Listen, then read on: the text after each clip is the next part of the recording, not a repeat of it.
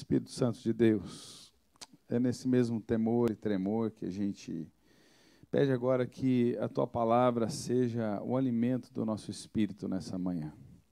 Não só o alimento do nosso espírito, onde reside a fé, mas também que a nossa alma seja acalentada pelas Tuas mãos. Que as Tuas palavras cheguem não só à nossa mente, mas desçam ao nosso coração. Espírito Santo de Deus, ministra Jesus Cristo em nós, nessa hora, para que a gente possa se parecer um pouco mais com o Filho de Deus, com o primogênito do Pai. E é no nome de Jesus que nós oramos, em reverência, agradecemos ao Senhor, Pai, por todas as coisas, em o nome de Jesus. Amém. Você pode se sentar, obrigado pelo carinho. É tão bom quando você chega num lugar que você se sente em casa, sim ou não? Não é assim? Obrigado, pastor Maurício, sua família e essa família da fé. Vocês me fazem sentir à vontade aqui. É bom quando você chega, você já sabe onde é que estão as coisas, que você precisa, como é que funciona aqui a planta, né, o banheiro, a água lá atrás, e aí você já conhece alguns irmãos, rever outros.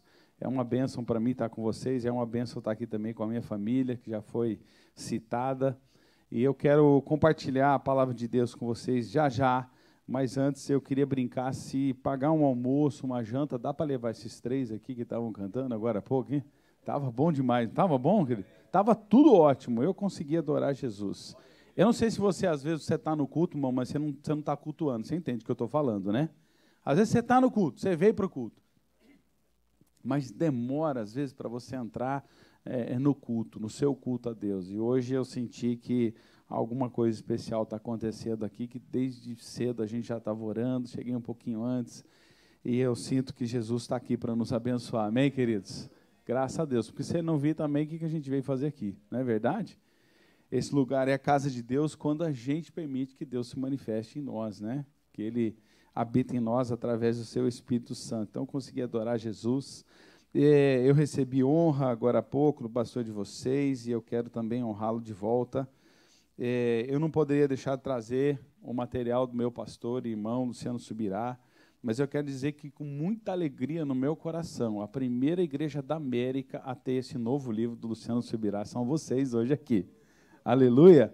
Até que nada mais importe. Como viver longe de um mundo de performances religiosas e mais próximo do que Deus espera de você.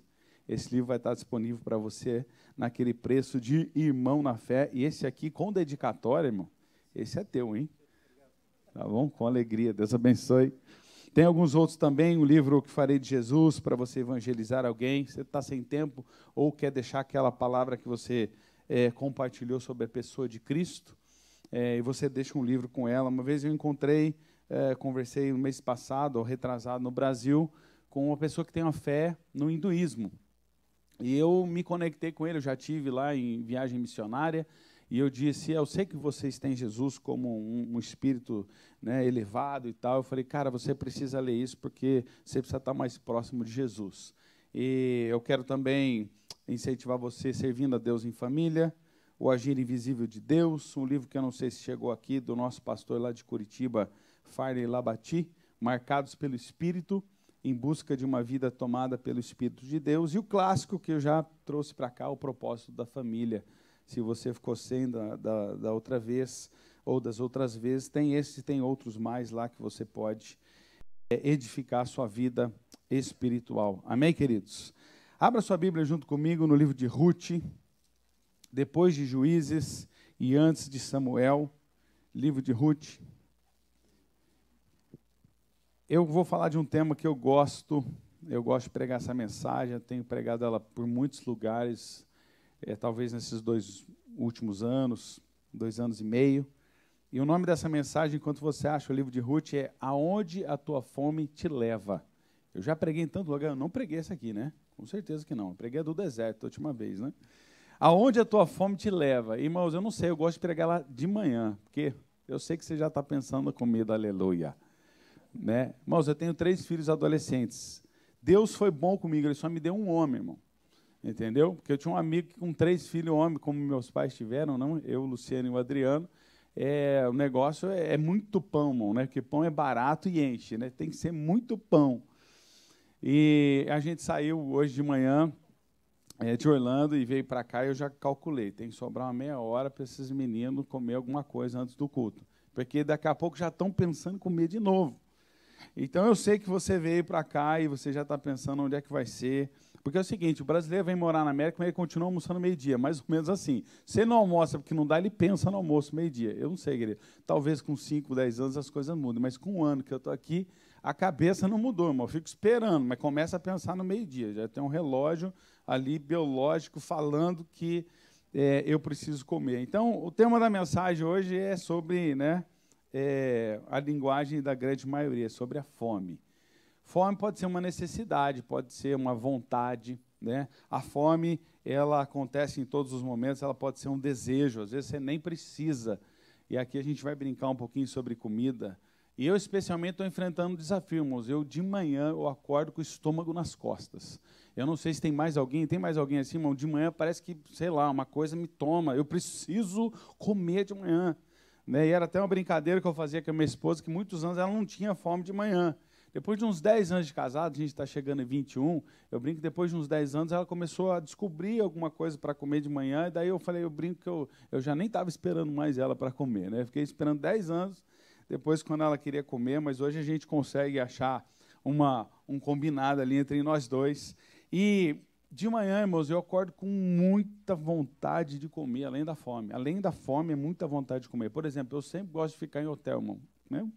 Café da manhã, aquela mesa caprichada, aleluia. Tem de tudo que você quer e não quer e o que não precisa. E para mim é um desafio. Eu tenho tentado, né? Eu brinco que eu casei há 30 quilos atrás. Não sei se você ouviu essa piada da outra vez. Esses dias eu consegui transformar essa piada em pounds para um americano, irmão. Foi incrível, eu me senti o cara, né? Ele deu risada, hein? Não sei se foi pela amizade, alguma coisa, mas enfim. Eu casei há 30 quilos atrás, mas eu já cheguei a 35 quilos além do meu peso no casamento. Eu estou até cortando cabelo para perder peso ultimamente, mas não está fácil. Mas esse negócio de comer de manhã, querido, é tão forte para mim que eu tenho cortado praticamente o café da manhã, reduzido, para poder manter meu peso. Mas tudo que a gente vai brincar agora das coisas naturais, eu quero que você imagine um paralelo com as coisas espirituais. E eu quero falar de alguns ditados que eu, pelo menos, acho engraçado, como a gente fala de comida no dia a dia. Por exemplo, a gente diz assim, estou morto de fome. Tá nada, irmão, se estivesse morto, você não está nem falando. A gente exagera muito, né? O outro, eu vou enganar a fome. Se engana, ela volta, desgraçada, com perdão da palavra. Né? Você sai pela direita, sai pela esquerda, daqui a pouco ela volta. E está aí o estômago roncando, pedindo para comer. A gente quer fazer duas coisas no mesmo dia ou na mesma hora, a gente usa o quê? Um ditado de comida, juntar fome com vontade de comer. Né? Às vezes você fala a mão e a luva, mas a fome e a vontade de comer, ela é o que a gente mais usa na hora de falar que precisa fazer duas coisas, ou duas coisas vão acontecer juntas. Né? A outra que a gente fala, outro ditado, vou matar a fome. Irmão, não mata. E se mata, ressuscita. É bíblica. Você come agora, ela volta depois, parece que volta mais forte. A outra que eu brinco, eu sempre falei para os meus filhos, eu doutrinei eles em relação a isso. Eles dizem assim, eu estou passando fome. Irmão, 40 minutos comeu atrás. Não dá tempo, sério, você sai de Orlando, vem para Tampa, não dá tempo, comeu na saída, saiu comendo, entrou no carro, chega aqui e está com fome. Né? E fala, eu estou passando fome. E aí eu falo, não, você não está passando fome, você está com vontade de comer. E a gente toda hora está falando, né, de alguma coisa relacionada à fome. Eu aprendi, numa das vezes que eu preguei por aí, um pastor amigo meu falou que a filha dele disse, pai, eu estou com dor de fome. Eu brinco com meus filhos, cara, vocês não sabem o que é fome. Mas, na verdade, é o corpo dizendo que tem uma necessidade. Às vezes, é uma vontade, não só uma necessidade, mas guarde isso. A fome vai te levar a algum lugar. Por exemplo, alguns de nós que ainda não conseguem se controlar, mas Deus nos deu esse espírito de autocontrole e domínio. Amém, queridos? Alguns que ainda não conseguem. Irmão, o que você faz? O que a fome faz? Você está na cama. Você não dormiu. De repente, ronque. Onde a fome te leva? Na geladeira, na cozinha. Né? A fome sempre vai te levar em algum lugar. E esse paralelo, de novo, é as coisas naturais, né, com as coisas espirituais. E o nome da mensagem é Onde a Tua Fome Te Leva. Tem um episódio, eu ainda morava no Brasil, e tem um episódio, eu não sei qual é a situação que você pode imaginar no seu coração, na sua história, na sua memória, mas eu lembro que a gente vindo passear, descobriu vários tipos de comida aqui, que não tem ou não tinha no Brasil na época que a gente vinha passear aqui e não encontrava lá. E, normalmente, o que é comum aqui é especial no Brasil, pelo menos quando lança, quando começa. E eu me lembro, eu quero falar dessa história para vocês, porque eu acho que ela foi muito engraçada e ela ilustra o que eu quero dizer hoje de onde a tua fome te leva. Então, a gente vinha aqui nos Estados Unidos, a gente conheceu, né, o Taco Bell. E a gente gostou demais na época. E aí, no Brasil, não tinha. E a gente, né, quando você... A fome, ela traz lembrança, né? Aliás, a comida, eu digo que ela tem gosto de memória, de lembrança. Você pensa, você sente o cheiro, você lembra do gosto, você fica imaginando ela. E a gente lá no Brasil, um dia a gente vai voltar na América, a gente vai comer o Taco Bell, a gente vai voltar na América. Abriu lá em São Paulo, no interior de São Paulo, na capital, e no interior de São Paulo, abriu o famoso Taco Bell. E naqueles dias que aconteceu esse episódio, a gente estava saindo de Curitiba, onde a gente ficou, né, 12 anos, e estava indo para Campinas, que é a cidade onde eu fui criado, onde eu conheci minha esposa, onde nasceu 2 dos meus filhos, a terceira nasceu em Curitiba, e aí a gente ia para um aniversário do sobrinho por parte da Juliana. E aí eu lembrei, estamos indo para São Paulo, Taco Bell, aleluia. Por mais que você não goste, imagina, troca o Taco Bell por uma coisa que você goste nesse momento, tudo bem? Pode ser? Só para ilustrar? Talvez não seja, né, para você, Taco Bell, mas naquela época era a comida que a gente queria comer. Ele tinha gosto de lembrança. Eu lembro de 2002, a primeira vez, eu voltei com um sabor de Burger King na boca, irmãos, entendeu? Aí eu cheguei no Brasil, comi e falei, mas não era esse gosto que tinha, está diferente, porque a comida tem gosto da viagem, do dia que você saiu com alguém, da pessoa que você conseguiu finalmente sair com ela, se tinha algum interesse, se é que você me entende, né? Um grande amigo, fazia tempo, enfim. E aí a gente, bom, então vamos passar, né? Eu convenci minha esposa, né, com muita sabedoria, eu convenci que a gente precisava comer naquele restaurante. E aí eu pensei, bom, abriu uma unidade em Campinas e umas 4 em São Paulo. A gente vai passar pelo anel viário aqui, vamos ver onde que é mais perto. Porque a gente estava numa sexta à tarde, e eu pensei, para que deixar para amanhã o que a gente pode fazer hoje? Aleluia? Amém, irmãos? Que deixar para amanhã o que pode fazer hoje? Então, eu calculei no GPS, eu lembro como se fosse hoje, eu tenho na minha memória, olhando para a tela, abri todos os Taco Bell assim, e falei, amor, mais perto é em São Paulo. Então, a gente vai ficar nessa região aqui, né, de Campinas, e, pelo jeito, Taco Bell fica do outro lado, entendeu? Do outro lado. Então, vamos garantir hoje. E a gente chegou no anel viário, e aí desviamos para dentro de São Paulo. Primeira coisa que eu não gostei, irmão, já teve que pagar um pedágio. Falei, tudo bem, irmão, às vezes você paga caro para comer o que você gosta, aleluia. Tudo bem. Aí chegamos, achamos o endereço, pensei que poderia ser uma loja de rua, como é comum, mas não, irmão, era num shopping. R$18 a primeira hora para estacionar. Eu parcelei, estou pagando até hoje o negócio, irmão. Entendeu? Não pensa em dólar, irmão, pensa em real. O negócio dói, entendeu? Aí, beleza, entramos, comemos, feliz, né, irmão? Aí você esquece, né? Esquece do preço, esquece de tudo, pedágio, do estacionamento. E aí fomos embora e... feliz da vida.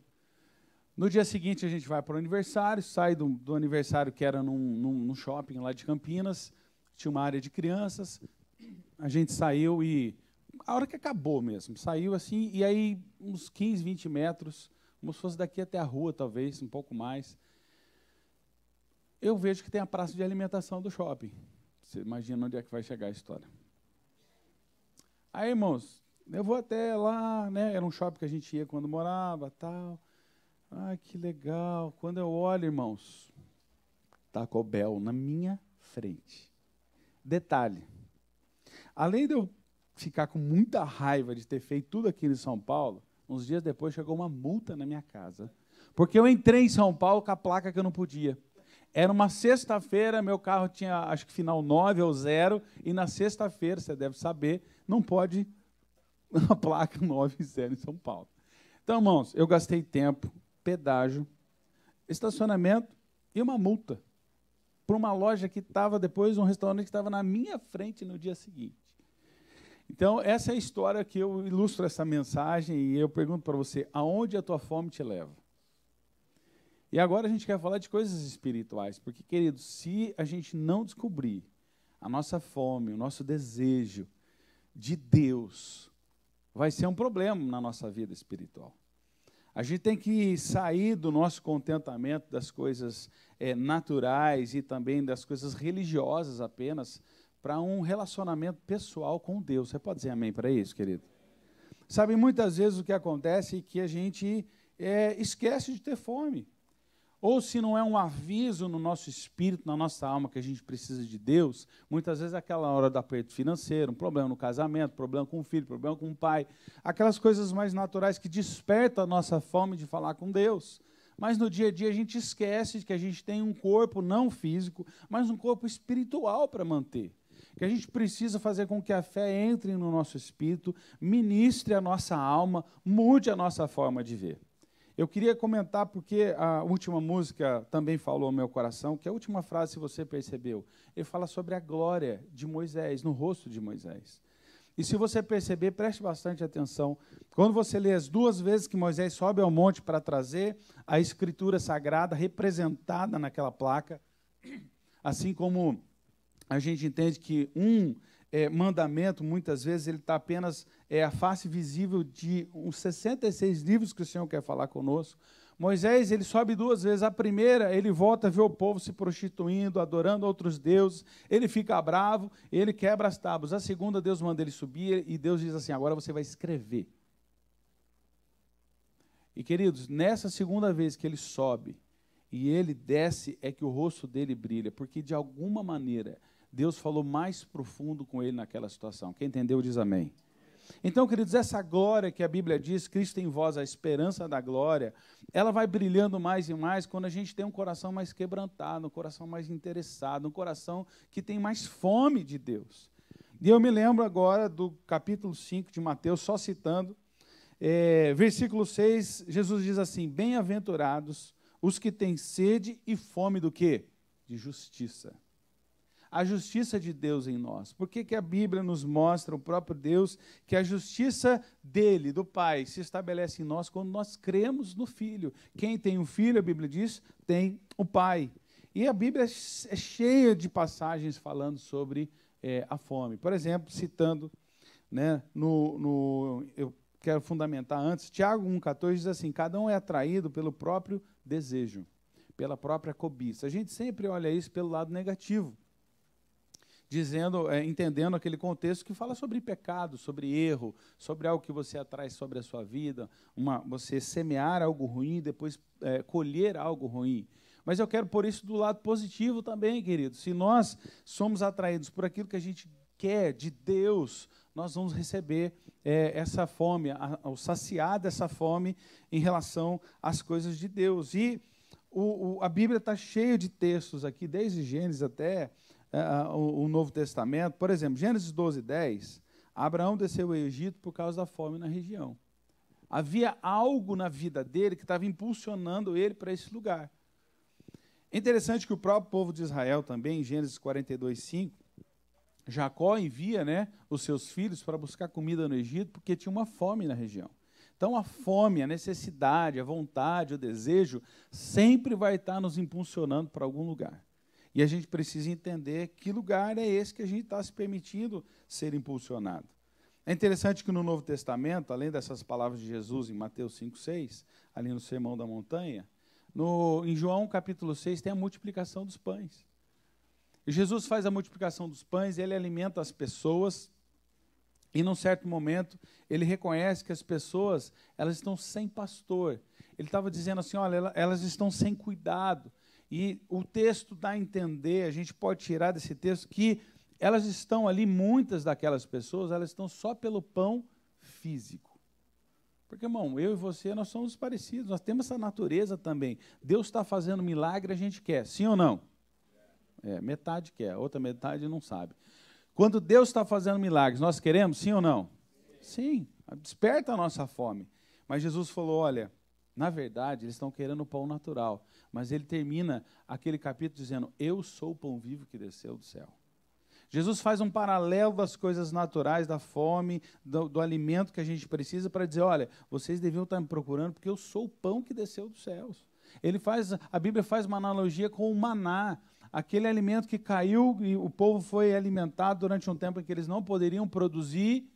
Jesus faz essa comparação, dizendo, eu sou o pão que desceu do céu. E a gente precisa alimentar a nossa vida dessa maneira, com o pão que desceu dos céus. E também, João 4,32, ele diz assim, a minha comida, a minha fome, né, é fazer a vontade daquele que me enviou. A gente precisa ter um relacionamento pessoal com Deus, que seja a nossa fome. Você vê quanta coisa na Bíblia fala sobre fome, quanta coisa na Bíblia fala sobre o alimento que, né, mata a sua fome. E tem uma história que eu acho incrível, agora sim a gente vai para Ruth, porque é a história de uma família que se move por causa de uma fome. Lê comigo. Nos dias em que julgavam os juízes, houve fome na terra. Um homem de Belém de Judá saiu a habitar na terra de Moabe com sua mulher e seus 2 filhos. Até aqui normal. Todo mundo teve alguma fome que fez sair do Brasil e vir para cá. Esse homem se chamava Elimeleque, sua mulher Noemi, os filhos se chamavam Malom e Quilion. Quem quiser aí ter gêmeos, querido, olha aí, Malom e Quilion, Efrateus e Belém de Judá. Vieram à terra de Moabe e ficaram ali. Morreu Elimeleque, marido de Noemi, ficou ela com seus 2 filhos, os quais casaram com mulheres moabitas. Era o nome de uma órfã e o nome de outra, Ruth, ficaram ali quase 10 anos.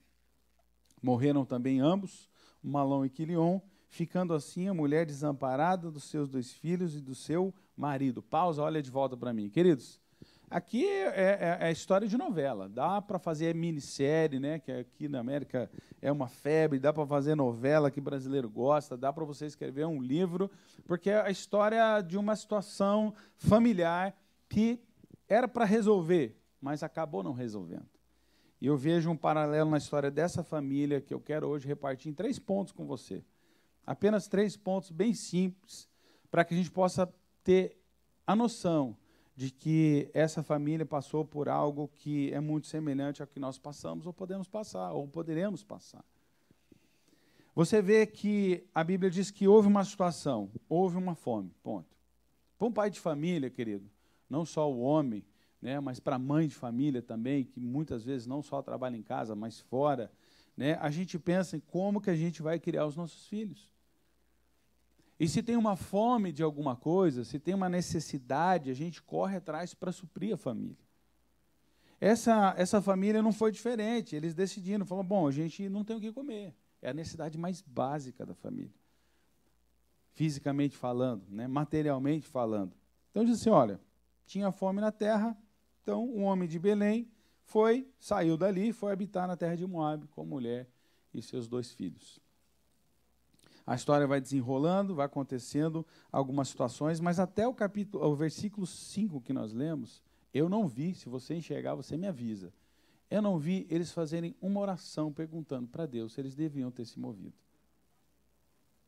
E o primeiro ponto dessa mensagem significa, não se mova sem a direção de Deus. É um conselho meu para a sua vida, é algo que eu tenho procurado praticar na minha vida. Nós já mudamos de cidade, de estado, de país, todas as vezes procurando a direção de Deus, para que a nossa vida aconteça conforme o planejamento e o propósito de Deus agindo em nós e através de nós. Eu não vejo essa família buscando o conselho de Deus, apesar de uma grande ironia no nome de todo mundo aqui dessa história. Elimeleque, o pai da família, significa Deus é o meu rei. Quantas vezes a gente vem para a igreja, vem para o culto, que a igreja também somos nós, e a gente começa a cantar, e a gente canta, ei, ei, Jesus é o meu rei, e na hora que a gente precisa de uma direção, porque quem governa dá direção, não é assim que tem sido aqui, né, entre quem ama e quem não ama, mas o presidente do país tem dado direções. Quem governa dá direções. E às vezes a gente fala, Jesus, você é aquele que me governa, mas a gente esquece de perguntar para ele uma coisa tão básica quanto uma mudança de lugar. Isso é importante, impacta toda a família. Eu tenho vivido isso. Meu filho está aqui desde 2016, está namorando uma canadense, né? E toda a história da nossa família está sendo afetada. Depois nós viemos para cá e também os rumos que Deus está dando para a nossa vida está modificando aquilo que a gente imaginava que seria há algum tempo atrás. Porque toda mudança vai trazer uma necessidade de ajuste, um novo reposicionamento na vida. Essa família decidiu sair de um lugar que tinha bênção de Deus. Preste bastante atenção. Eles eram de Belém de Judá, a Bíblia diz, né? Olha, um homem de Belém de Judá saiu habitar na terra de Moabe. E a Bíblia diz que eles também eram de Efratas. Eles eram efrateus de Efrata. É interessante, querido, que às vezes a gente está bem na vida, mas por uma fome que não é o ideal para a nossa vida com Deus, a gente se move, a gente se muda. A gente muda as coisas na nossa vida, às vezes por uma fome que nem deveria ser saciada, por coisas que Deus não falou conosco, por um desejo, por uma vontade. Às vezes a gente muda alguma coisa na nossa vida e não é só uma mudança física, não é só uma mudança de país, não é só uma mudança de cultura, de língua. Às vezes a gente muda de trabalho, muda de casa. Tem gente que infelizmente muda de cônjuge sem consultar Deus, sem obedecer, né, a Escritura, sem tentar entender o propósito que Deus pode trazer naquela situação. E aí colhe dores, como essa família. A Bíblia diz que eles foram para esse lugar e depois de alguns anos morreu Elimeleque, morreu o pai da família. Quem já passou por essa situação sabe como as coisas são diferentes, ou como elas ficam diferentes. Há 14 anos atrás, a minha mãe perdeu o meu pai, que não era só o arrimo de família, o sustentador, mas era aquele que dava direção para ela. Aquele que deu direção para todos os nossos filhos, criou na disciplina do Senhor, cada um correspondeu num tempo diferente, mas o fruto permaneceu, como a Bíblia diz, para ensinar os nossos filhos no caminho que eles devem andar. Amém, queridos? Só hashtag fica a dica, só mostra o caminho quem sabe. Se eu e você, como pais, não soubermos o caminho, a gente não vai mostrar. Não adianta só falar assim, Jesus é o caminho. Se as nossas atitudes não mostram Jesus, eles estão olhando para nós em primeiro lugar. Mas esse não é o tema da mensagem, aleluia, vamos voltar. Foi só uma pinceladinha. Esse texto aqui, querido, mostra que a família saiu de um problema e foi para um problemão. E eu não encontrei, nessa primeira parte, um deles perguntando, Deus, o que devemos fazer? Eles saem de Belém. Belém significa o quê, irmãos? Eu estou falando da ironia dos nomes. Casa do pão. Eles saíram de Judá. Judá significa louvor, agradecimento. Aqui tem o Thanksgiving. O Salmo 100, versículo 4, diz que a gente deve entrar nos átrios do Senhor com ações de graças. Eles estavam num lugar que era abençoado, que tinha a graça de Deus, mas por uma circunstância. Eles saem daquele lugar, e Efrata, é tipo cidade, estado, país, ou cidade, condado, né, e estado. Eles saem desse lugar de bênção e eles vão para outro. Efrata significa frutífero. Então, um lugar que tem pão, que dá fruto e que tem graça, irmão, você precisa sair desse lugar, sim ou não? Não deveria. Mas muitas vezes, por imaturidade espiritual, emocional, a gente toma decisões na vida e, sem consultar o Senhor, a gente muda totalmente algo na nossa vida, como eles fizeram. Eles foram para um lugar que a Bíblia diz que era um povo que não tinha, preste atenção, não tinha aliança com Deus. Moabe, na verdade, era fruto de um incesto. E a Bíblia diz que os moabitas não podiam entrar na igreja. Imagina isso hoje, você ter escrito ali na porta. Filho ilegítimo, por exemplo, não pode entrar, que é outra coisa também que a Bíblia diz, né, de Deuteronômio, fala sobre o filho ilegítimo, fora de aliança entre o homem e a mulher. Ele tinha uma limitação no relacionamento com Deus através do templo, do tabernáculo. Eles vão para um lugar, queridos, né, que não tem um relacionamento, de um povo que não tem relacionamento com Deus. Morre o homem, que significa Deus é o meu rei, e fica a mulher, né? Não é ela que leva o nome do livro, você vai ver, acompanhar a história. Mas a Bíblia diz que essa mulher chamava-se Noemi. Noemi significa deleitosa, alegre, feliz. E ela vai feliz, mas de repente tem uma tristeza na vida dela, o marido morre. Mas, pela graça de Deus, ela tem 2 filhos. E a gente sabe de viúvas aqui, quando tem seus filhos, como isso ainda é uma bênção, né? Minha mãe perdeu seu marido há 14 anos, mas deixou 3 filhos, 3 flechas. E desde então a gente tem conseguido sustentar a nossa mãe, apesar da ausência do nosso pai. Essa mulher, na sequência, ela perde os 2 filhos.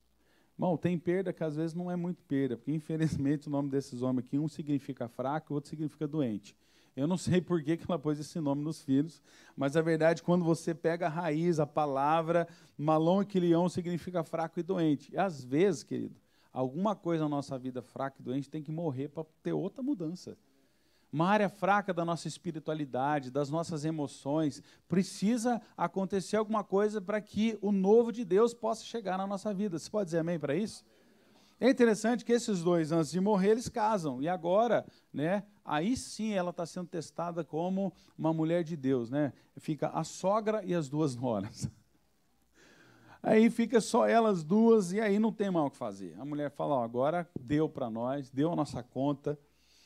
Morreram também ambos, ficando assim a mulher desamparada, seus 2 filhos e seu marido.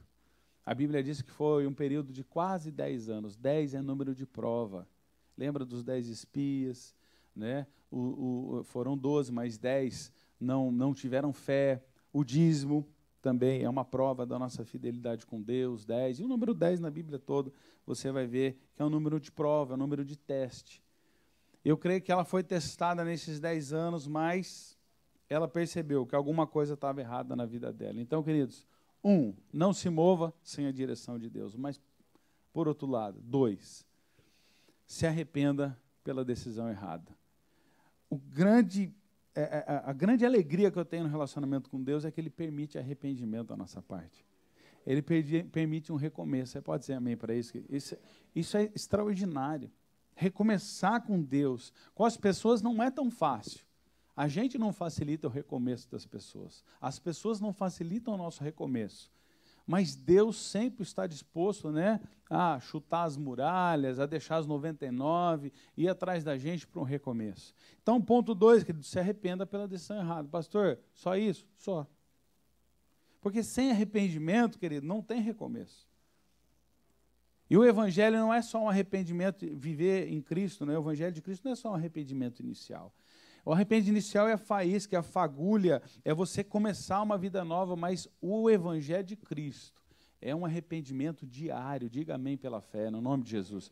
Todos os dias, estava aqui, Deus falou algo comigo, preciso tratar com a minha família depois, me estressei no parque ontem com eles, e o Espírito Santo falou no meu coração, precisa haver arrependimento, precisa haver mudança, precisa haver um novo posicionamento. Olha o versículo 6, que interessante.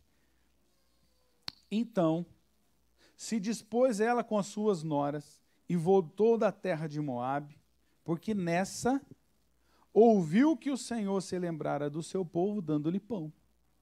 Sabe aquilo que te fez sair, que você provavelmente não deveria ter saído? Você se arrepende, Deus vai achar um caminho. No inglês fala muito isso, né? Deus vai criar um caminho para te abençoar de novo. Amém, queridos? A Bíblia diz, ela ouviu. Irmão, deixa eu te falar uma coisa. Às vezes a gente fala de Simão Pedro. O nome Simão significa ouvinte. E Tiago diz que a gente não deve ser só ouvinte, porque aqui todo mundo está ouvindo. Mas o que faz a diferença entre os que ouvem e não têm resultado, e os que têm resultado, é que a palavra foi ouvida e guardada com fé e depois praticada.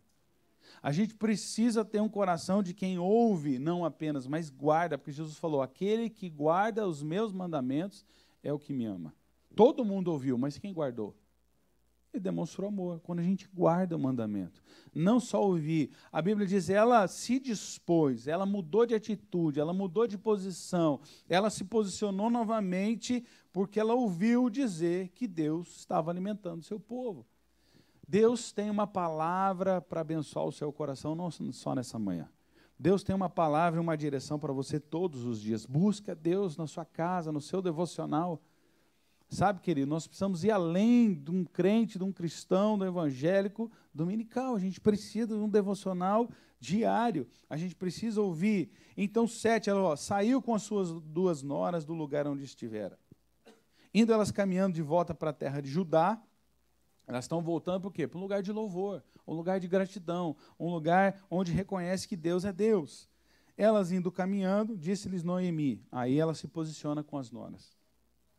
Olha, voltem para a casa da mãe de vocês. O Senhor use convosco de benevolência, como vocês usaram com os que morreram comigo. O Senhor vos dê que sejam felizes, cada um em casa do seu marido. Ó, vão, casa de novo.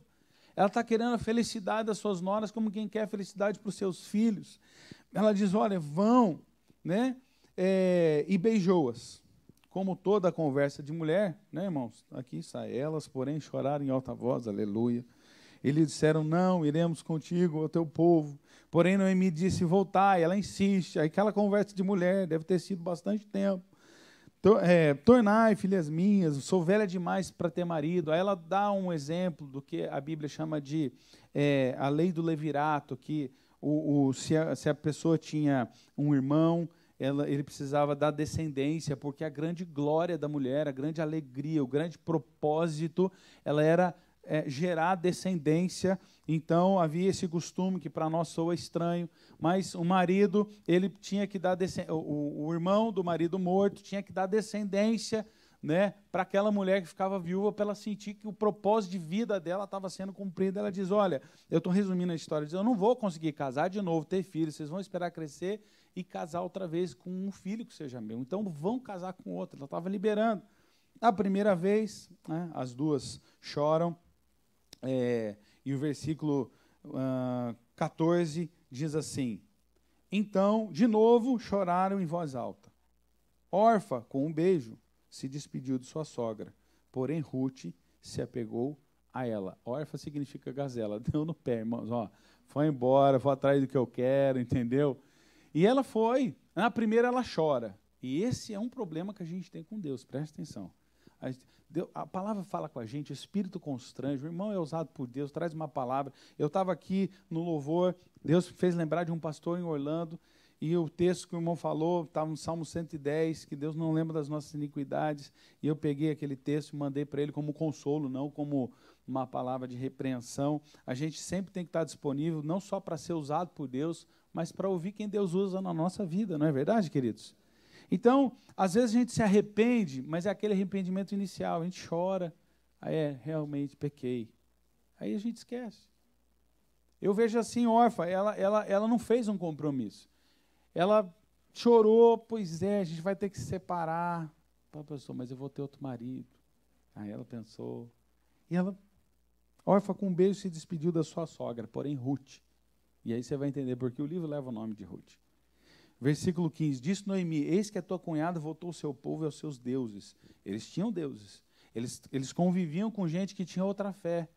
E isso eu quero incentivar você, querido, a manter os seus relacionamentos para que Deus use você na vida das pessoas que ainda não conhecem o Senhor. Você pode dizer amém para isso? Ele diz, volta para os seus deuses. Disse, porém, Ruth, olha a influência de Noemi na vida dela.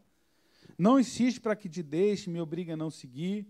Aí o versículo que alguns noivos usam, pelo menos no Brasil, porque onde quer que fores irei, onde quer que pousares, ali pousarei eu, teu povo é meu povo, teu Deus é o meu Deus, onde quer que morreres, morrerei eu, e serei sepultada. Detalhe, ele diz assim, no 15, o teu povo é o meu povo e o teu Deus é o meu Deus.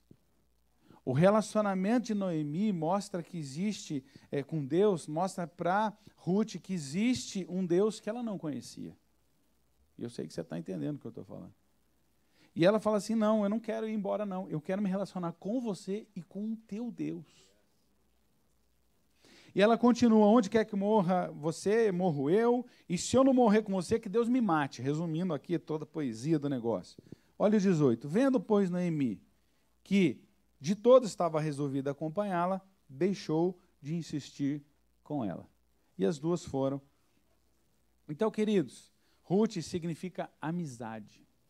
Significa associação, significa aquela pessoa que quer estar com você.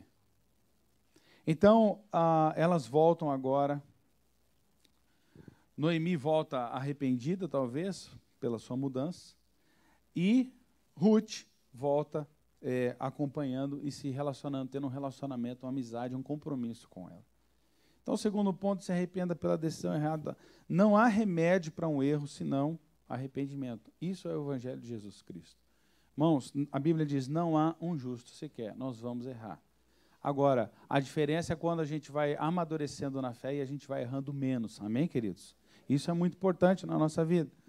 Volte ao ponto mais próximo possível de onde você errou. Pastor, tem coisa que eu não consigo mais consertar, mas volto mais próximo. Se arrependa com Deus. O filho pródigo, quando ele cai em si no seu erro, e preste atenção, querido, uma pessoa recebe herança quando aquele que está dando herança, o quê? Morre. O que o filho pródigo fez com o pai dele? Matou. Como diz no jogo de tiro, né, do videogame, headshot. Matou o pai. Mas aí ele fala assim, pequei contra o céu e contra ti. A primeira pessoa que a gente tem que procurar arrependimento, queridos, quando Deus nos mostra o que nós erramos, é com o próprio Deus. Ele sempre tem um perdão disponível para nós. Amém, igreja? Sempre. Mesmo que a gente não compreenda isso. Melhor do que entender é usufruir. Né? Alguém chega, para uma Ferrari, te dá a chave e o título na mão. Não, eu preciso entender porque você está fazendo nada, irmão. Pega, irmão. Vai embora, sai correndo. Se der, se tiver sem gasolina, põe a Ferrari nas costas e vai embora. E aqui também parece que Maserati é chique, né? Então, no Brasil não é muito conhecido. Se for, irmão, pega, não tem que entender primeiro. O problema é que a gente fica calculando. Não, Deus, é que eu já peguei 37 vezes nessa área, né? Então, acho que eu já não mereço mais. E a gente vai falar um pouquinho disso aqui. Volte ao ponto mais próximo. Com Deus está fácil, irmão, mas com pessoas. Às vezes você ofendeu, você fez uma mudança na sua vida com alguém que você nunca mais encontrou. Mas no seu espírito, no seu coração, você assume aquele erro, se conserta com Deus. E às vezes não é só pedir perdão para alguém, é liberar perdão para alguém, né? Tenta chegar, conserte, devolva, restitua até onde você puder. Isso é um princípio. Toda vez que a gente quebra um princípio, o princípio nos quebra depois. Porque são instituições divinas que não vão mudar pelo gosto do homem. As coisas são como são. Arrependeu pela decisão errada? Ponto 3. Recomece a jornada de novo com Deus. Amém, queridos? Simples. Evite não consultar Deus. Não consultou? Se arrependa pelo erro. Recomeça de novo com Deus. Versículo 19. Então ambos se foram até que chegaram a Belém, voltaram à casa do pão. Você está em Belém, você está na casa do pão, você está sendo alimentado no seu espírito, na sua alma, porque Jesus disse assim, ele não falou sobre o espírito, ele falou assim, quem está cansado e sobrecarregado, vem a mim que eu vou dar descanso para a sua alma. Porque, queridos, muitas vezes o nosso espírito está crendo, mas a nossa alma diz, você não tem direito, nada, olha de onde você veio, olha o que falava alguém a seu respeito, seu pai, sua mãe, né, alguém que passou na sua vida, seu professor, seu pastor, seu patrão. Enfim, aquelas palavras vão ficando e retendo o Evangelho de Deus que passa pela nossa mente. Então, elas se foram até que chegaram a Belém. Sucedeu que chegaram ali, toda a cidade se comoveu por causa delas, e as mulheres diziam, não é essa Noemi? As pessoas voltam, e aí, Noemi, que significa deleitosa, alegre, olha o que ela fala, não me chamem de Noemi. Ela se batiza com um novo nome. Né? Me chamem de Mara, me chamem de amarga. Irmão, aí que pega muitas vezes na nossa vida. A gente entra numa amargura e a gente se rebatiza. A gente muda o nome. A gente olha no espelho, mas os nossos olhos não mostram Paulo, Maurício, Maria, José, que também deve ser fácil falar Maria e José, deve pegar alguém aqui. Né? A gente não olha mais essa pessoa, a gente olha a amargura da nossa vida, a gente olha os erros da nossa vida, a gente olha para as situações que a gente criou pela nossa falta de maturidade ou de autocontrole, e ela diz assim, me chamem de amargurada, porque grande amargura me tem dado Todo-Poderoso. Tem gente que tem essa visão, Deus está me amaldiçoando, Deus está contra mim. Ela fala isso uns versículos antes que eu não li, ela fala isso agora, e ela fala assim, agora eu sou amarga. Olha o 21. Ditosa, cheia, eu parti, porém o Senhor me fez voltar pobre. Querido, ela foi cheia de quê? Desculpa, estava passando fome. Não devia ter dinheiro. Ela foi cheia de quê? É sério, tem uma pegadinha aí. Ela tinha família. Muitos de nós precisamos ter esse coração e essa visão.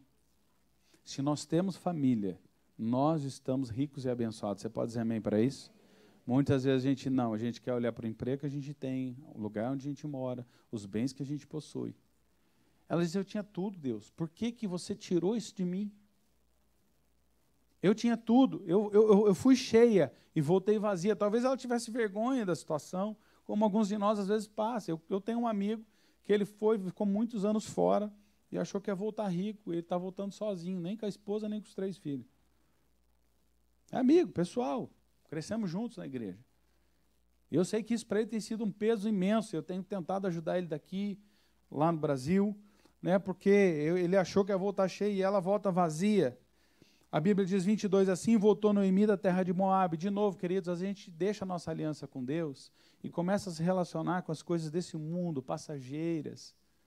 E a gente começa a se encantar com as coisas e esquece do lugar da bênção, esquece de Judá, esquece de Belém, esquece de Efrata. E a gente começa a negociar nosso relacionamento com Deus pelas coisas que estão aqui por causa de uma fome, que às vezes nem se justifica, não do ponto de vista de Deus. Às vezes é o marido que diz, não vai nessa. Às vezes é a mulher que diz para o marido, não vai nessa, não vamos nessa.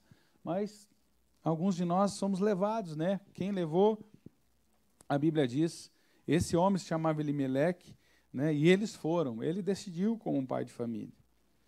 Assim voltou, 22, Noemi da terra de Moabe, com Ruth, sua nora, Moabita, chegaram a Belém no princípio da cega na cevada. É interessante, queridos, que eu quero dizer algo que eu aprendi com meu pai. Eu tinha muitas perguntas quando eu era adolescente, para jovem. Eu não tinha um compromisso real com Jesus antes dos 22 anos, não tive. Mas eu fazia muitas perguntas. E eu vejo aqui, a Bíblia diz assim, Noemi, no final do 21, por que o Senhor se manifestou contra mim e o Todo-Poderoso me tem afligido? E eu fazia perguntas, como ela está fazendo aqui, e meu pai respondia muitas, mas algumas, ele me respondeu o seguinte, de maneira sábia, ele disse assim, ande nas respostas que você tem. Guarde essa frase no seu coração, querido. Jesus Cristo veio ao mundo, morreu por mim e por você, sim ou não? Amém, você tem uma resposta. Jesus já agiu na sua vida, com certeza você tem um testemunho, se você olhar para trás, como Abraão, toda vez que Deus falava com ele tinha um altar erguido para servir de referencial. Quando o povo atravessou o Jordão, foi levantado, erigido um altar para dizer, aqui a gente vai fazer um marco de quando os nossos filhos nos perguntarem, a gente vai dizer, Deus agiu em favor do seu povo. A gente precisa dessas referências na nossa vida e na nossa caminhada espiritual, amém, queridos? Então nós precisamos de respostas, de marcos. Você já tem. Então ande pelas respostas que você tem. Agora, são as perguntas que movem você. São as perguntas que me movem. Meu filho, uma vez que está aqui, completou essa frase entre o meu pai, né, passando, pulando eu, contei para ele, são as perguntas que me movem. Se você não pergunta para Deus, querido, que resposta ele vai te dar? Se você não pergunta por que eu estou passando isso, o que está acontecendo, por que essas coisas estão sendo desse jeito, Deus não vai ter espaço para te trazer a resposta. E ela pergunta. E é incrível, queridos, que aqui a gente precisa permitir algumas coisas acontecerem na nossa vida, nesse recomeço. Tem 3 pessoas, eu estou terminando a mensagem nesse ponto, que vai levar mais uns 45 minutos, é brincadeira. Nós precisamos lembrar que são 3 pessoas na nossa vida que a gente costuma ter dificuldade para um recomeço. Em primeiro lugar é Deus. Alguns de nós, a gente tem a ideia de que Deus é mau e fica castigando a gente. Deus sempre estabeleceu, querido, a bênção e disse para nós, na Escritura, ande no lugar de bênção. Quando a gente não anda, ou a gente herdou isso dos nossos pais, ou a gente não entendeu, ou a gente não buscou, ou a gente quebrou a regra, a ausência da bênção é maldição. É simples. Não precisamos ficar discutir teologia da maldição. A ausência da bênção já é maldição. E muitas vezes a gente deixa de andar na bênção por qualquer uma das razões e a gente experimenta maldição. E a primeira coisa dessa maldição, dessa coisa que está acontecendo na nossa vida, que pode ser muito além também de um pecado, porque Jesus curando uma pessoa, alguém perguntou, esse pecou os seus pais? Ele disse, nenhum dos dois, mas é para que nele se manifeste a glória de Deus. Quem quer que a glória de Deus se manifeste na sua vida, querido? Então, em vez de ficar só buscando o motivo pelo que você pode estar passando, que pode existir, procure a solução. E 3 pessoas a gente costuma fechar o nosso coração. Primeiro é Deus, muitos de nós. por causa de um relacionamento com os nossos pais, em especial o pai, a gente tem uma visão errada de Deus. Você precisa fazer um concerto com Deus. Você precisa permitir que Deus toque a sua vida ou que você abra o seu coração para Deus como pai. Você pode dizer amém para isso? Segunda pessoa, querido, que a gente tem dificuldade é o próximo. Isso aí é clássico. A gente se ofende com muita facilidade. Eu, particularmente, penso, como brasileiro que somos, eu como brasileiro, vocês também, que a gente é muito dodói. A gente se ofende com muita facilidade. A gente aprende isso aqui com povos de outra cultura, onde o que fala, uma vez eu conheço a pessoa, mas uma vez ela me disse, descendente de alemão, ele diz assim, a diferença é que o brasileiro usa a palavra para não dizer o que quer. E o alemão usa as palavras para dizer o que quer. Né? E às vezes, por ser muito direto, o inglês, o alemão, a gente se ofende. Você sabe o que eu estou falando? E aí a gente me ofendeu. Não, você que é ofensível, não sei se você entende o que eu estou falando. A gente que, né, entra numa pira, irmão, brasileira, né? Sou brasileiro, não desisto nunca, né? Você não desiste de ser sensível, precisa parar com essa mania. A gente traz isso para a vida com Deus, então, o segundo tipo de pessoa, a gente se ofende com as pessoas. E a gente precisa liberar perdão e experimentar esse perdão diário, cotidiano, nas nossas vidas. Alguém disse que não perdoar é semelhante a você tomar um copo de veneno esperando que o outro morra. Não perdoo. Irmão, a Bíblia fala, não perdoo. Não perdoo. Não perdoo, estou morrendo lá, não perdoo, não perdoo. Irmão, a gente tem que aprender a perdoar. A gente precisa, nem que comece com algo espiritual, uma decisão, um princípio de Deus, e a gente depois traz isso para o coração, é uma libertação. E terceira pessoa, somos nós mesmos. Irmão, como é difícil, especialmente quando eu já sabia. Eu sabia, irmãos, eu sou fruto dessa realidade. Eu fui ensinado nas Escrituras, escola dominical, domingo de manhã, culto domingo à noite, ler 7 capítulos da Bíblia antes de sair para brincar. Conhecia a Bíblia, irmão. O negócio era estreito lá em casa, velho. Entendeu? E você reclama da sua vida devocional. Irmãos, tanta coisa que eu falei para Deus, eu já sabia. Perdão. Levou tempo para assimilar o perdão de Deus. Quando eu realmente, assim, eu digo que eu voltei para Jesus, mas é que eu não conhecia Ele. Hoje eu não consigo me distanciar dele, mas naquela época eu nem conhecia. Mas o pouco que eu conhecia não foi suficiente, mas quando eu caí em mim como filho pródigo, e essa semana eu estava contando para o meu filho, se lembrando da vida que eu tinha sem Jesus, até eu me assustei de lembrar as coisas que existiam na minha vida, mas foi difícil me perdoar, sabe? Passou um tempo também de algumas coisas que nós passamos como casal, pedindo perdão para pai, mãe, sogro, sogra, cunhados e outras pessoas. E é difícil, a terceira pessoa, a gente perdoar a si mesmo. Mas sabe, querido, se você não consultou Deus, se moveu sem a direção dele, só resta se arrepender, ponto 2, pela decisão errada. Porque o arrependimento traz a possibilidade de um novo recomeço. O problema é quando a gente vai achando atalhos, querido, não só na vida espiritual, emocional, financeira, a gente vai achando atalhos e a gente acha que está num novo caminho. Na verdade, você está ficando mais enrolado ainda. Sabe? Deixa eu te dar esse conselho, eu tenho só 43 anos. Não parece, eu sei, irmão, mas eu tenho só 43 anos.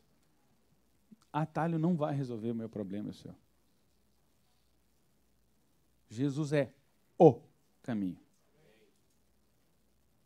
E a gente precisa ter um arrependimento sincero. E eu quero finalizar essa mensagem comentando o capítulo 2, 3 e lendo um versículo do 4. Capítulo 2 começa assim: tinha Noemi um parente do seu marido, senhor de muitos bens, é um homem chamado Boaz. Esse Boaz, elas voltam, elas encontram a graça, o favor desse Boaz, porque era parente, favoreceu, deixou Ruth começar a colher o que sobrava, né, da colheita, e elas começam a ter um relacionamento. O que resume, irmão? Ela começa a colher as coisas, daqui a pouco está na mesa, daqui a pouco eles acabam tendo um relacionamento. E a Bíblia diz que esse relacionamento foi sendo tão intenso, foi sendo uma restituição familiar, tanto para Noemi quanto para Ruth, que decidiu deixar a sua família. A Bíblia diz que a sogra insta, fala, volta para sua mãe, volta para os seus pais. Ela diz, não, eu vou ficar com você. Ela assume, elas têm coragem de assumir uma como mãe e a outra assumir a sogra como filha. É de Deus isso, né, irmãos? Amém? Aleluia. É Deus na causa, é Deus purinho. Elas decidem viver como mãe e filha.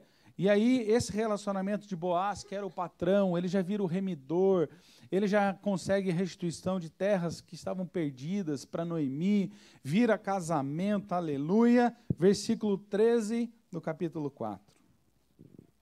Assim tomou Boaz a Ruth, e ela passou a ser sua mulher, coabitou com ela, o Senhor lhe concedeu que concebesse, e teve um filho. Eu vou ler outra vez, porque eu sinto isso do Espírito. Assim tomou Boaz a Ruth, e ela passou a ser sua mulher. Coabitou ela, e o Senhor lhe concedeu que concebesse, e teve um filho. O Senhor está falando muito forte comigo aqui, queridos. Eu não sei se tem uma mulher, não sei se tem mulheres, mas o Senhor está dizendo que conceber é uma graça que vem dele. Mulheres, digam amém, por favor.